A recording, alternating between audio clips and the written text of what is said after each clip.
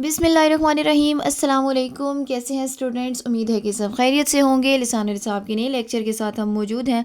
मेरे सामने है मैथमेटिक्स की 9th क्लास की book Khyber Pakhtunkhwa text book board Peshawar. Exercise number 2.2 start करनी है आज हमने इंशाल्लाह। और उससे पहले आपको 2-3 छोटी छोटी बातें बता दूँ ताकि आप एक्सरसाइज करने के काबिल हो जाएँ। छोटे छोटे 3 कॉन्सेप्ट्स हैं जिसमें एक है जनाब इंडेक्स क्या होता है, रेडिकल रेडिकेंड्स क्या होते हैं और एक्सपोनेंशियल फॉर्म्स क्या होती हैं। सबसे पहले तो आप ज़रा इंडेक्स को अच्छे से समझ लें। आपकी बुक पे अच्छी उसने एग्जांपल दी हुई है, बल्कि अगर मैं यहाँ पे आपको दिखाऊं तो उसने इसको पिक्चराइज भी बड़ा अच्छा किया हुआ है। यहाँ पे उसने एक nth रूट ऑफ ए लिया हुआ है। कोई भी एक नंबर है ए और उसका कोई भी रूट है, वो सेकंड भी हो सकता है, third root, fourth root, fifth root, कुछ भी हो सकता है। ठीक है, तो वो कहते हैं कि जो n होता है ना, n जिसको हम, अगर मैं इसको एक्सपोनेंशियल फॉर्म में लिखूँ तो मैं लिखूँगी a पावर 1/n। ठीक है, अच्छा सिंपली स्क्वायर रूट ऑफ ए होता तो आप क्या करते, ए पावर 1/2 ऐसे ही होता। इस तरह से अगर एन मेंशन है तो फिर ए पावर 1/दैट नंबर हो जाएगा। ठीक है, और अगर एन है तो जनरलाइज करने में एन ही हो जाएगा। अब वो ये समझाना चाह रहा है कि इसमें इंडेक्स क्या है, रेडिकल क्या है। तो ये जो एन होगा, जितना रूट होगा ना, उसको आप इंडेक्स कहेंगे। ठीक है, ये पूरी रेडिकल फॉर्म है जिसमें ये नंबर ए, रेडिकल का ये हो गया साइन।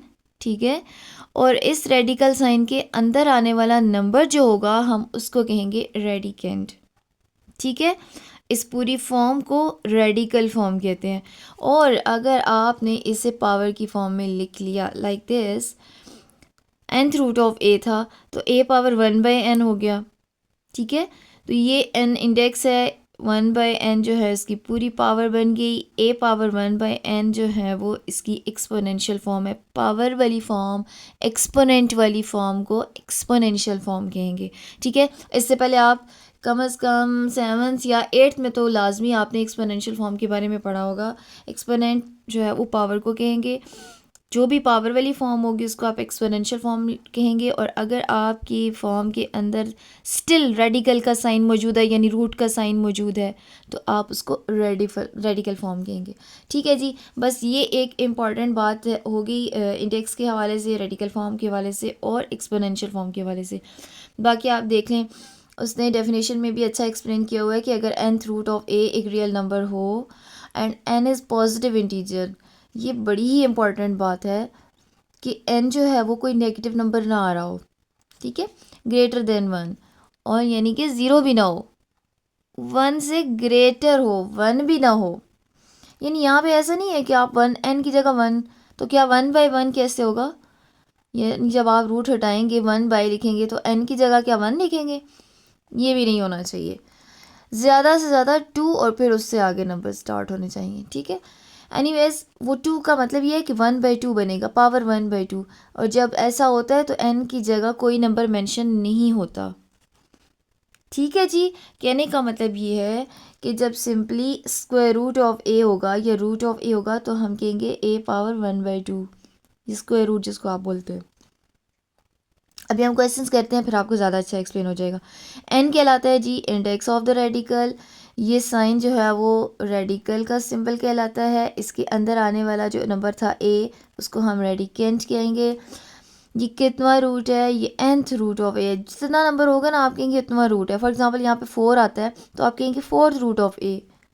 ठीक है, इसके अलावा अगर पावर की फॉर्म में लिखा हुआ है तो आप इसको एक्सपोनेंशियल कहेंगे। और फिर इसके बाद उसने फर्दर एक्सप्लेनेशन वही दी हुई है जो मैं अभी बात कर रही थी कि जब स्क्वायर रूट होता है सिंपली तो यहाँ पे 2 नहीं लिखा जाता। वो कहता है we simply write root of A instead of 2 root of A. ठीक है, 2 के केस में यहाँ पे नहीं कुछ भी मेंशन किया जाता। उसके बाद अगर 3 हो, 4 हो या अप टू सॉन कोई भी नंबर हो तो मेंशन करना लाजमी होता है। If n is not given it will be taken as 2। यहाँ पे देखिए कोई n गिवन नहीं है, कुछ भी नहीं है, तो आपने यहाँ पे 2 लेना है, यानी सिंपल स्क्वायर रूट है तो इसको लिखेंगे a पावर 1/2। ठीक है जी, और इसी तरह से उसने और भी कुछ एग्जांपल्स दी हुई हैं। चलते हैं एक्सरसाइज की तरफ, छोटे छोटे क्वेश्चंस, और मैं कोशिश करती हूँ कि एक ही वीडियो में एक्सरसाइज को कवर कर लिया जाए। तो चलते हैं जी एक्सरसाइज पे। सबसे पहले वो एक्सरसाइज में फर्स्ट क्वेश्चन में ये कहता है कि आप जो है वो इंडेक्स बताइए और इसके अलावा रेडिकेंट। मैंने आपको बता दिया कि जो नंबर्स रूट के अंदर आ रहे होंगे उसको हम रेडिकेंट कहेंगे, और यहाँ पे जो भी जितना भी रूट मेंशन होगा उसको हम इंडेक्स कहेंगे। ओके जी, क्वेश्चन नंबर 1 मैं अपने पास नोट डाउन कर चुकी हूँ। आपने इंडेक्स और रेडिकेंड्स बताने हैं, बस सिंपली आपने वन वर्ड आंसर करना है, वन लाइन भी नहीं है इसमें। आपको मैंने बताया कि जब रूट के ऊपर कुछ भी मेंशन ना हो कि कितना रूट है तो ये असल में 2 होगा, ठीक है। लिहाजा इस फर्स्ट क्वेश्चन में इसका इंडेक्स आ गया 2। रेडिकेंड क्या है? रेडिकल साइन के अंदर जितनी भी वैल्यू आ रही है आप इसको रेडिकेंड कहेंगे, मतलब कि 11/y is the radicand.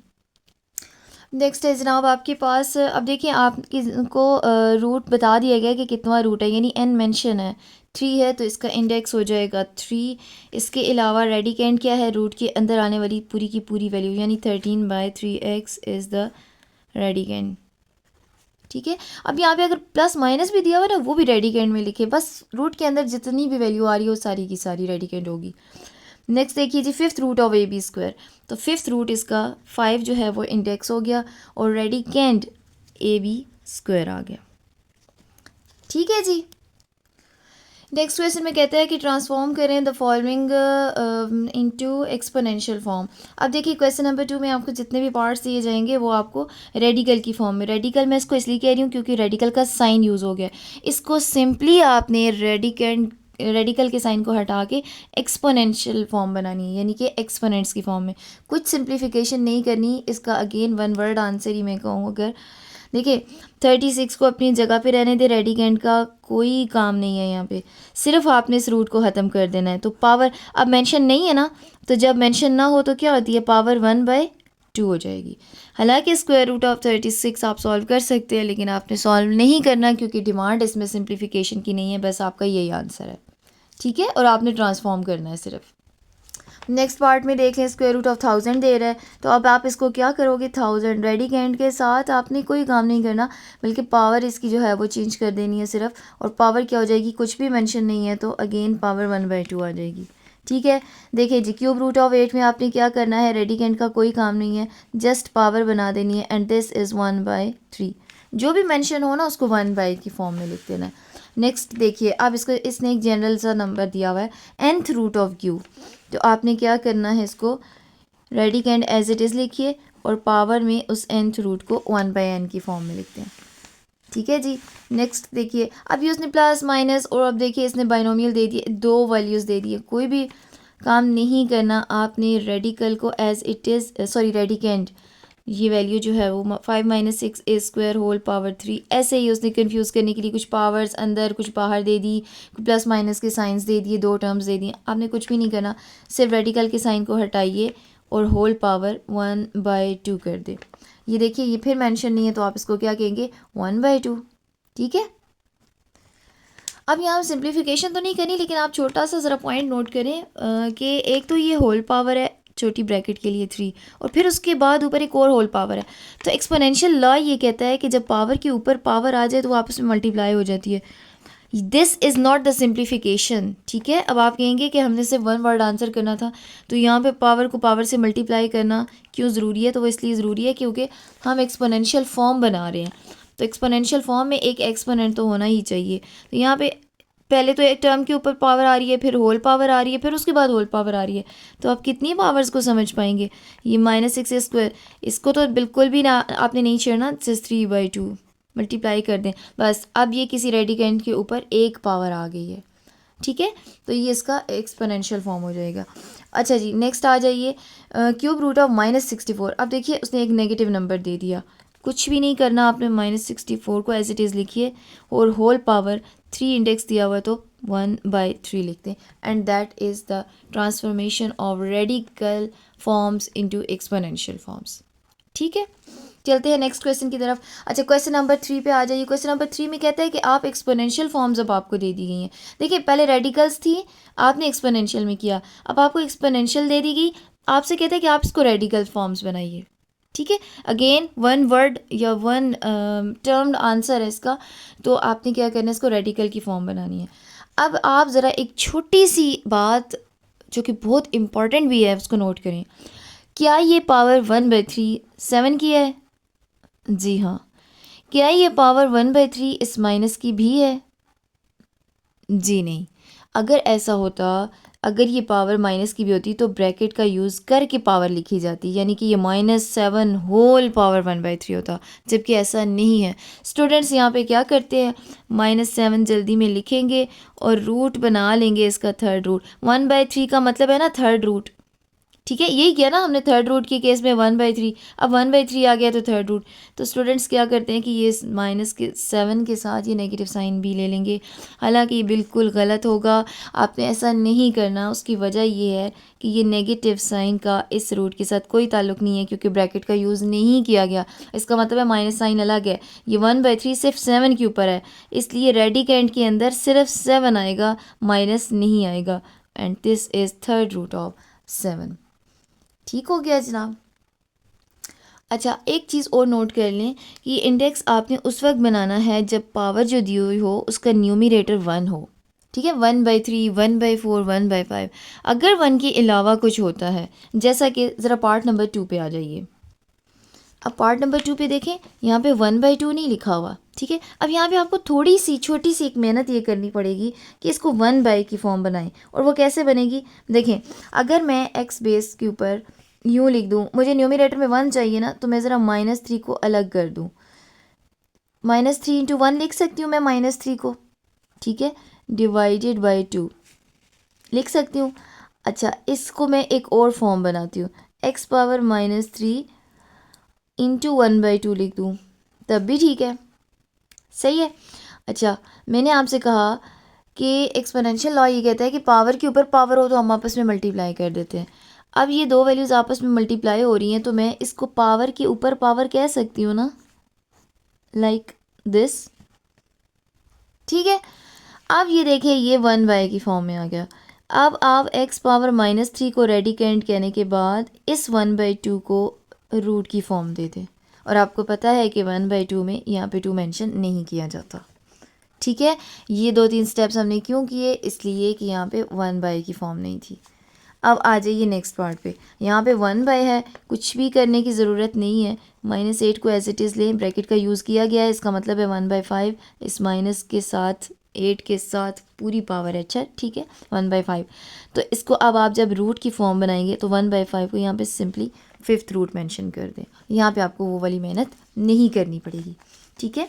Next देखिए 3/4। अब यहाँ पे फिर 1 की फॉर्म नहीं है, तो आपको यहाँ पे फिर थोड़ी सी मेहनत करनी पड़ेगी, 3 को अलग करना होगा। आप क्या करें, आप लिखें जी 3 × 1/4 लिखा जा सकता है, ठीक है। अब आप क्या कीजिए कि y³ होल पावर 1/4, क्योंकि पावर की पावर हो तो आपस में मल्टीप्लाई हो जाती है, मल्टीप्लाई की फॉर्म हो तो आप पावर की पावर बना लें, दोनों सूरतों में ठीक है, जिस तरह की डिमांड है उस तरह चलें।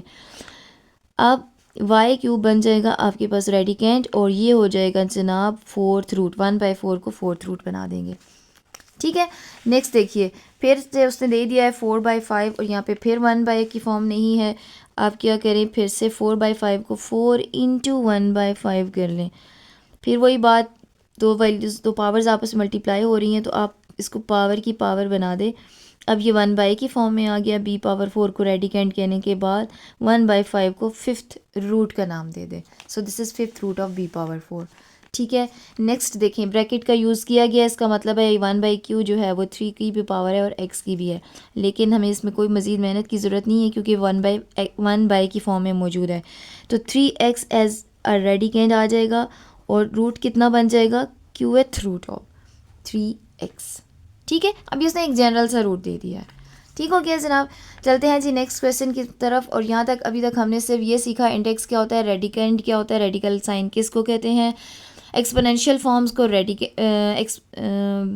रेडिकेंड, एक्सपोनेंशियल फॉर्म्स को रेडिकल फॉर्म्स में कैसे चेंज किया जा सकता है, और रेडिकल फॉर्म्स को एक्सपोनेंशियल फॉर्म्स में कैसे चेंज किया जा सकता है। यहाँ तक आपने ये सीखा। नेक्स्ट क्वेश्चन में अब हम करेंगे जनाब सिंप्लीफाई। इससे पहले आपने नोट किया होगा क्वेश्चन में उसने एक जगह मेंशन भी किया था कि सिर्फ ट्रांसफॉर्मेशन कीजिएगा, डू नॉट सिंप्लीफाई, उसने एक क्वेश्चन में कहा है, इसको सिंप्लीफाई नहीं करना आपने, ठीक है। लेकिन अब हम आ जाते हैं जनाब ने क्वेश्चन नंबर 4 की तरफ, जिसमें हमें करनी पड़ेगी सिंप्लीफिकेशन, ठीक है। तो चलते हैं जी क्वेश्चन को सॉल्व करने के लिए। सिंप्लीफाई में सॉल्यूशन की हेडिंग दें, और सबसे पहले ज़रा क्वेश्चन को रिपीट कर दें। ये क्वेश्चन का फर्स्ट स्टेप होता है, एक और इम्पॉर्टेंट बात ज़रा ये नोट कीजिएगा, यहाँ पे थर्ड रूट दिया गया 125 का और x इस रूट के अंडर है, ठीक है, इस रूट से अलग नहीं है। जब अलग होगा तो हम उसे अलग के हिसाब से ट्रीट करेंगे। ये इम्पॉर्टेंट बात है स्टूडेंट्स। जल्दी में ख़ुद से कभी अंडर द रूट वैल्यूज़ ले लेते हैं, कभी out of the root values ले लेते हैं, तो ऐसी गलती नहीं करनी। ध्यान से समझना है कि क्वेश्चन में रूट के अंदर क्या क्या वैल्यूज़ आ रही हैं। अच्छा, सिंप्लीफाई में ये है कि आप सबसे पहले फर्स्ट क्वेश्चन को रिपीट करें। दूसरी बात ये कि 125x को एक्सपोनेंशियल फॉर्म में ले आएँ। This is third root, it can be written as 1/3 power 1/3, ठीक है। अगर ये पावर 1/3 125 को भी अब दे दें, 125 पावर 1/3 इंटू x पावर 1/3। ऐसा किसने कहा? ऐसा एक्सपोनेंशियल लॉ कहता है कि जो होल पावर होती है वो अंदर मल्टीप्लाई होने वाले एलिमेंट्स के हर एक को अलग अलग दी जा सकती है। This is the exponential law. Laws of exponents में आपने पढ़ा होगा, और अगर आप भूल चुके हैं तो इस एक्सरसाइज से पहले आपको कुछ लॉज को रिकॉल किया गया, आपको देख लें, ठीक है। तो अब क्या होगा, अगर 1/3 पावर इसमें कहीं सॉल्व हो सकती है तो करें, और इधर कहीं सॉल्व हो सकती है तो करें। Look at 125, look at the factorization of 125. 5 2s are 10, 5 5s are 25, 5 5s are 25, and 5 1 is 5. 125 can be written as 5 into 5 into 5, means 5 power 3. And this is as it is power 1/3 into x power 1/3 को हम कुछ नहीं कर सकते, ये as it is चलेगा। Next आ जाए जनाब, एक्सपोनेंशियल लॉ कहता है कि पावर के ऊपर पावर हो तो आप उसको आपस में मल्टीप्लाई कर दें। So it can be written as 3 into 1/3। अच्छा, 1/3 सॉल्व नहीं हो सकता, इसको आप वापस रूट की फॉर्म में ही लिख दें, यानी कि थर्ड रूट ऑफ एक्स लिख दें। फ़ायदा नहीं हुआ ना, ठीक है, इसको सॉल्व करने का नहीं किया जा सकता, ये कैंसिल हो जाएगा। So the final answer is 5 power 1 को इग्नोर कीजिए into third root of x, cube root of x, sorry x, ठीक है जी। मज़ीद सिंप्लीफिकेशन हो सकती तो हम करते, यहाँ तक ही हो जाएगा, ठीक है। नेक्स्ट पार्ट है जी आपके पास क्यूब रूट ऑफ 8/27। यहाँ पे भी आपने इसको सिंप्लीफाई करना है। सबसे पहला स्टेप सोल्यूशन के बाद क्वेश्चन को रिपीट कीजिए विदाउट इक्वलिटी साइन, ठीक है। ये मैंने क्वेश्चन को रिपीट किया है। Now this is equal to, आगे भी स्टार्ट कर सकते हैं, इसके नीचे भी इक्वल का साइन लगा के सॉल्व करते जाइए। क्या करें जी कि रेडी कैंड है हमारे पास 8/27, क्यूब रूट को पावर 1/3 दे दें, और मैंने आप देख सकते हैं कि पावर होल दी है। ये क्यूब रूट जिधर तक गया हुआ है उस सबको पावर देनी है, ठीक है। अब जिन ये छोटी क्लासेस में 8 क्लास में ऑलमोस्ट आपने किया हुआ होगा, और अगर आपको समझ में आ गया तो मेरे ख्याल से आप स्किप कीजिए, मत देखिए सारी वीडियो और ख़ुद से सॉल्व करने की कोशिश करें। अच्छा जी, अब ये हो गया एक्सपोनेंट की फॉर्म में, अब ये है एक्सपोनेंशियल फॉर्म। एक्सपोनेंट का लॉ कहता है कि होल पावर जब हो जाए तो न्यूमरेटर डिनोमिनेटर्स को अलग अलग पावर्स दी जा सकती हैं। So it can be written as 8 power 1/3 divided by 27 power 1/3। जहाँ तक सॉल्व हो सकेगा न्यूमरेटर डिनोमिनेटर हम सॉल्व करेंगे। 8 की फैक्टराइजेशन को देखिए जी क्या होता है। अच्छा, ये जो मैं फैक्टराइजेशन कर रही हूँ ना साथ में, this is the rough work. 2 4s are 8, 2 2s are 4, and 2 1s are 2. So 8 can be written as 2 into 2 into 2 means 2 power 3, and 1/3 as it is आ जाएगा डिनोमिनेटर में। ज़रा 27 के लिए भी फैक्टराइजेशन चेक कर लें। 3 के टेबल पे 3 9s are 27, 3 3s are 9, and 3 1 is 3. So 27 can be written as 3 into 3 into 3 means 3 power 3. Whole power 1/3 as it is आ गई है। अब फिर से एक्सपोनेंशियल लॉ यूज़ करें जो कि ये कहता है कि पावर के ऊपर पावर हो तो आपस में मल्टीप्लिकेशन पॉसिबल है उनकी। 2 पावर 3 इंटू 1/3 और डिनोमिनेटर में 3 पावर 3 इंटू 1/3।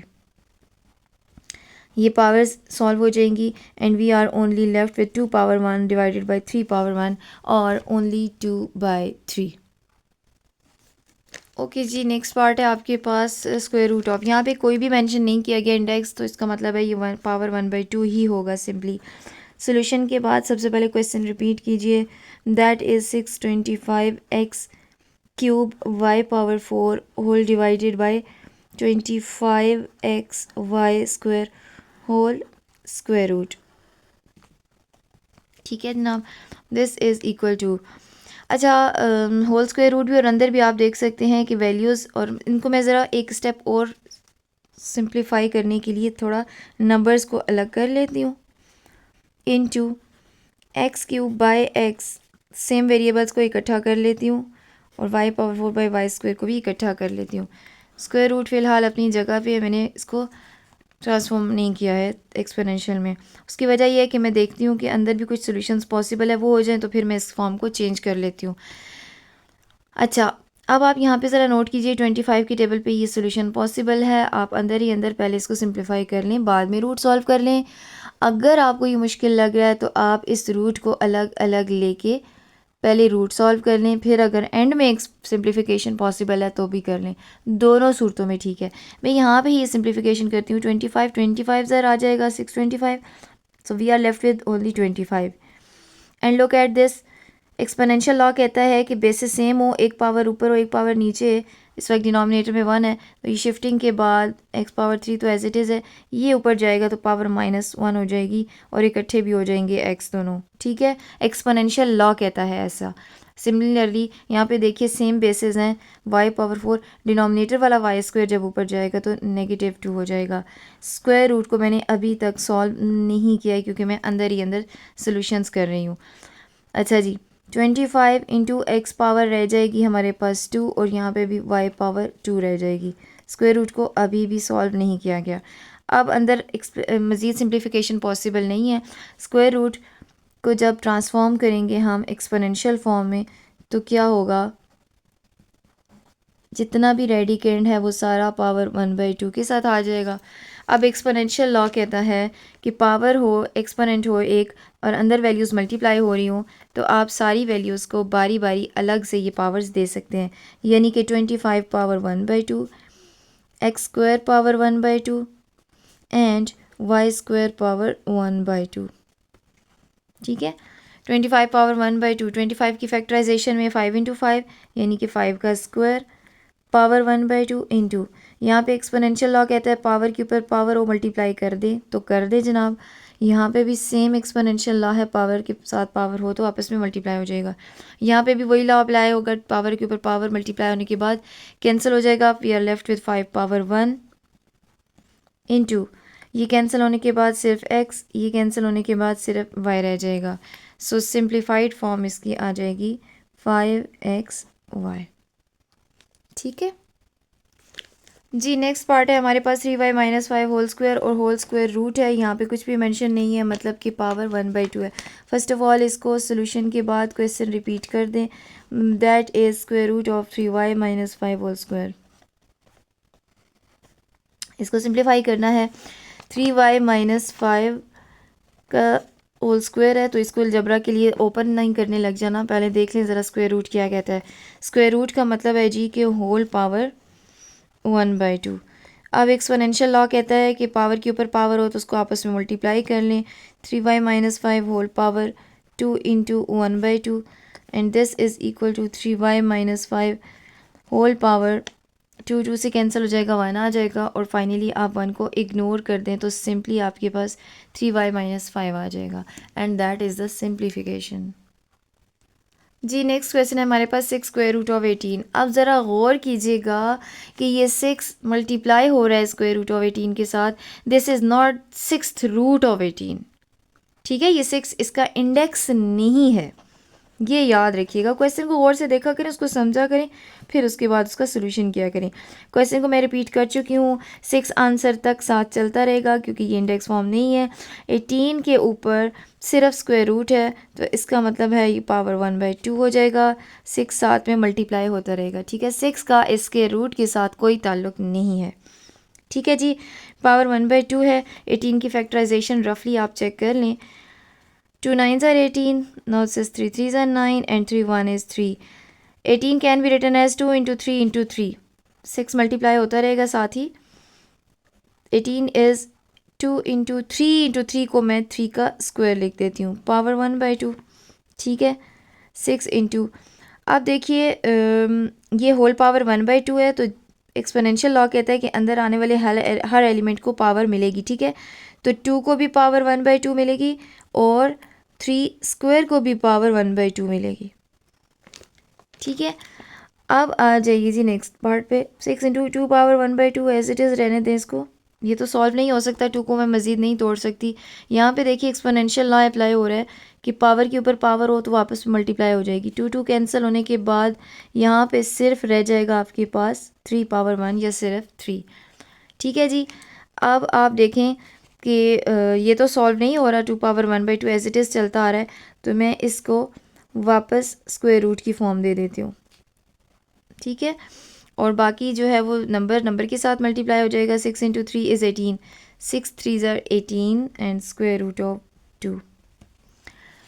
अब यहाँ पे एक अजीब मामला ये हुआ कि जो क्वेश्चन में आपको दिया गया था, रेडिकल फॉर्म दी गई थी, आंसर में भी आपके पास एक फिर भी थोड़ी बहुत रेडिकल फॉर्म बच गई, क्योंकि हम स्क्वायर रूट ऑफ 2 को मज़ीद सिंप्लीफाई नहीं कर सकते हैं। ठीक है, कैलकुलेट तो नहीं ना करना कि हम कैलकुलेटर लेके उसको पॉइंट्स में वैल्यूज़ लाना शुरू कर दें, जस्ट सिंप्लीफाई करना है। तो बस इसकी सिंप्लीफिकेशन यहाँ तक ही पॉसिबल थी। नेक्स्ट क्वेश्चन मैंने लिख लिया है जनाब, और सोल्यूशन के बाद सबसे पहले स्टेप नंबर 1 है जिसमें आपने क्वेश्चन को रिपीट कर देना है। This is third root of 54 × x³ × y³ × z²। ठीक है जी, अंदर कोई सिंप्लीफिकेशन हो सकती तो पहले वो कर लेते ताकि रिड्यूस हो जाता, लेकिन नहीं हो सकती है। हम क्या करते हैं कि सबसे पहले इस रेडिकल फॉर्म को एक्सपोनेंशियल फॉर्म में चेंज करते हैं। 54 x³ y³ z² whole to the power 1/3। ठीक है, अब एक्सपोनेंशियल लॉ कहता है कि होल पावर हो तो आप अंदर आने वाले हर एलिमेंट को जो कि मल्टीप्लाई हो रहे हैं सेपरेटली पावर्स दे दें। 54 power 1/3 into x³ power 1/3 into y³ power 1/3 into z² power 1/3। ठीक है जी, आप देखें यहाँ पे आ गया आपके पास सबकी सेपरेट पावर्स आ गई। अब जहाँ जहाँ सिंप्लीफिकेशन पॉसिबल होगी हम कर लेंगे। अच्छा, यहाँ पे 54 का आपको देखना पड़ेगा कि रफ वर्क में इसके फैक्टर्स क्या होते हैं। 2 27s are 54, 3 9s are 27, 3 3s are 9 and 3 1s are 3. So 54 can be written as 2 × 3 × 3 × 3 or 2 × 3 cube. So 2 × 3 cube मैंने लिख लिया 54 को whole power 1/3 as it is है, इंटू पावर के ऊपर पावर आ जाए तो क्या होता है, आपस में मल्टीप्लाई हो जाएंगे। सिमिलरली यहाँ पे भी पावर के ऊपर पावर आ जाए तो आपस में मल्टीप्लाई कर दें। इसी तरीके से z² के ऊपर भी पावर के ऊपर पावर आ जाए तो मल्टीप्लाई कर लें 2 × 1/3। एक्सपोनेंशियल लॉ कहता है कि होल पावर के अंदर अलग अलग वैल्यूज़ मल्टीप्लाई हो रही हैं तो सबको सेपरेट पावर दी जा सकती है, यानी मैं 2 को भी पावर 1/3 और 3 क्यूब को भी पावर 1/3 दे सकती हूँ। इनटू यहाँ पे देखिए पावर की power 1/3 cancel, we are left with x power 1 only. Similarly we are left with y power 1 only. यहाँ पे कैंसिलेशन पॉसिबल नहीं है, आप z पावर 2 होल पावर 1/3 वापस फॉर्म ले आएँ क्योंकि ये सॉल्व नहीं हो रहा। ठीक है, अब देखिए 2 पावर 1/3 सॉल्व नहीं हो रहा, एज इट इज़ रहने दीजिए। यहाँ पे 3 पावर 3 × 1/3 3 कैंसिल हो जाएगा और सिर्फ 3 पावर 1 रह जाएगा। यहाँ पे x पावर 1 को सिंपली x, y पावर 1 को सिंप्लीफाई रहने दें, सिंपली y ही रहने दें। और यहाँ पे देखिए ये सॉल्व नहीं हो सकता तो z² होल पावर 1/3। अब मैं ज़रा इसको और सिंप्लीफाई करके लिखूँ तो ये बनता है 3xy, और 2 पावर 1/3 नहीं सॉल्व हुआ, इसी तरीके से z² पावर 1/3 भी नहीं सॉल्व हुआ। ठीक है, अब आप क्या करें, मज़ीद सिंप्लीफिकेशन पॉसिबल नहीं है तो बस फाइनल आंसर लिखें, लेकिन उससे पहले ये नोट कर लें कि 3xy के ऊपर कोई पावर नहीं है, जबकि 2 और z² के ऊपर सेम पावर है। एक्सपोनेंशियल लॉ ने जब ये कहा है कि होल पावर हो तो आप अलग अलग पावर्स दे सकते हैं, और अलग अलग बेसिस के साथ सेम पावर हो तो आप इसको वापस होल पावर में लिख सकते हैं, यानी कि मैं 2 × z² कह सकती हूँ इसको होल पावर। ये 2 की भी पावर 1/3 है और z² की भी पावर 1/3 है। ठीक है जनाब। अब पावर 1/3 को वापस आप इंडेक्स फॉर्म में लिखें, यानी कि 2 × z² का को क्यूब रूट के अंदर लिख लें, तो भी ये सही होगा। And I think so this is the final answer, क्योंकि मज़ीद इसकी सिंप्लीफिकेशन पॉसिबल नहीं है। So this is our complete exercise. Hope so कि आपको समझ में आ गया होगा इंडेक्स क्या होता है, रेडिकल, रेडिकेंड, इसके हवाले से। फिर भी किसी किस्म का कोई भी क्वेश्चन हो, कोई भी क्वेरी हो, आप पूछिएगा कमेंट सेक्शन में, ज़रूर आपको उसका आंसर किया जाएगा। इसके अलावा मैं आपको सजेस्ट करती हूँ कि एक्सरसाइज से रिलेटेड जितनी भी एग्जांपल्स दी हुई हैं उनको ज़रूर देखिएगा। 1 वर्ड या 1 लाइन आंसर है, कोई इतना मुश्किल नहीं है कि आपका इतना टाइम लग जाएगा। नेक्स्ट वीडियो में इंशाल्लाह हम नेक्स्ट एक्सरसाइज को करेंगे, यहाँ तक इतना ही काफ़ी है। नेक्स्ट वीडियो तक अल्लाह हाफ़िज़।